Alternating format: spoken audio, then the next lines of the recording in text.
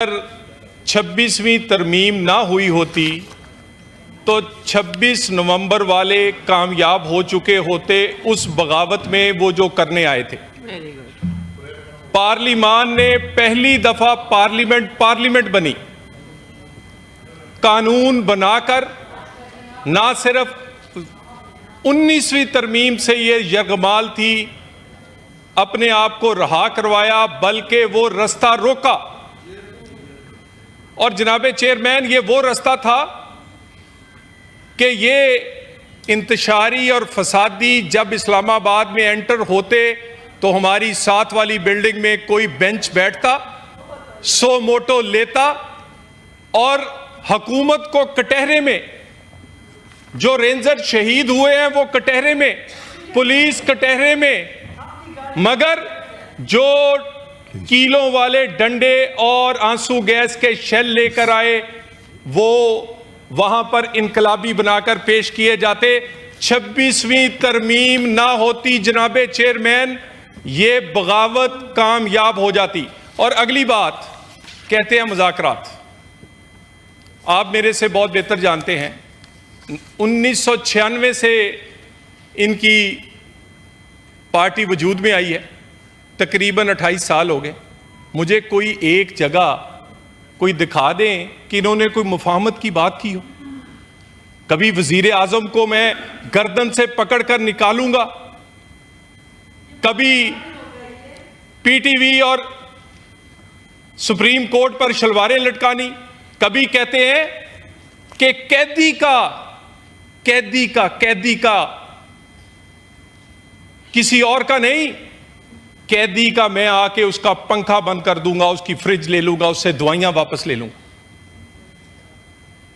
मियां नवाज शरीफ जब जेल में थे तो मैं वो भूलता नहीं हूं कि उनकी बीमारी को बारगेनिंग के तौर पे और अपनी सियासत चमकाने के लिए ये इस्तेमाल करते थे। बेगम कुलसूम नवाज की मामला हो या इस तरह की और, गुजारिश है जनाबे चेयरमैन, किस बात की मुफाहमत, अपना रवैया तो देखें।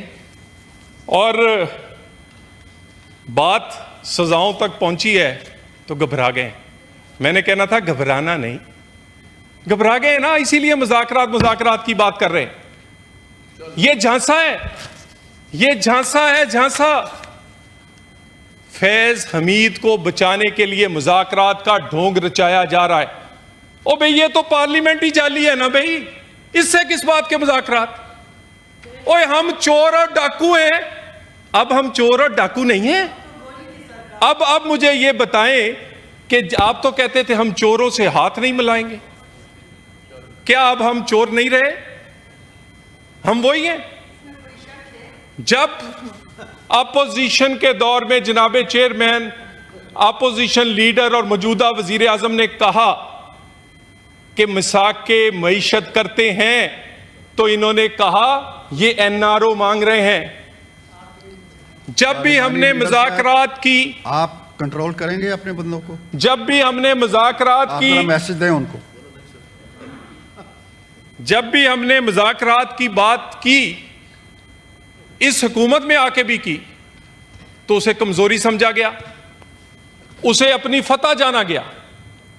इवन जब ये 24 नवंबर वाला एहतजाज, वो मार्च और वो धावा लेकर आ रहे थे, तो इनसे कहा गया कि अपने एहतजाज को रेगुलाइज करने के लिए आप संजानी में बैठ जाएं, तो इन्होंने तबले फतह बजा दी कि जैसे हुकूमत कमजोर और हम बहुत ताकतवर और इनकलाब आ चुका है। जनाबे वाला ये कहते हैं ट्रूथ एंड रिकंसिलिएशन कमीशन बनना चाहिए। मेरे भाई, वो आज से नहीं बनेगा, वो बहुत पहले से बनेगा। जिस दिन आप मुशर्रफ के उसके रेफरेंडम के पोलिंग एजेंट बने थे, वहां से माफिया मांगनी पड़ेंगी। 2014 का धरना, उसको हम भूल नहीं सकते। 2018 में आरटीएस बैठाकर इस मुल्क पर मुसल्लत होने वालों को समझते हैं कि हम उसको भूल जाएंगे। मेरा कायद और आप साथ थे उस वक्त, बानी पीटीआई के घर गए, इन्होंने जो वहां बात की अपनी घर के सड़क से लेकर, इनसे हम मुल्क चलाने के लिए, पाकिस्तान की मईशत आगे बढ़ाने के लिए, सीपैक को आगे ले जाने के लिए लेकर गए, इन्होंने इसका क्या जवाब दिया? You have just 20 seconds now. Sir 1 minute 2 minute सिर्फ सर आखिरी सर गुजारिश ये है जी 1 मिनट सर, गुजारिश ये है, कहते हैं 9 मई को भूल जाए, यानी 9 मई को भूलने के लिए आपने 24 नवंबर किया, भूला नहीं जाएगा। कोई ऐसे मुज़ाकरात जिसमें मुजरम भी शामिल हो वो नहीं हो सकते। कोई ऐसे मुज़ाकरात जो फैज और उसके गठजोड़ से जो इस पाकिस्तान को नुकसान हुआ है, और इसमें एक नाम का और इजाफा कर ले, इसमें साकिब निसार भी शामिल है। साकिब निसार, फैज, इमरान, ये जब तक देखे क्या किसका नुकसान हुआ, जाती नुकसान तो हम भूल सकते हैं, काल कोठरियों से लेकर जलावतनियां तक भुगती, लेकिन यह नहीं हो सकता कि पाकिस्तान 100 का डॉलर 300 का इसमें महंगाई, 4 रुपए की रोटी 24 रुपए की, नुकसान इस मुल्क का, इस गरीब का हुआ है। गुजारिश ये है, कहते थे छीन कर लेंगे, टक्कर के लोग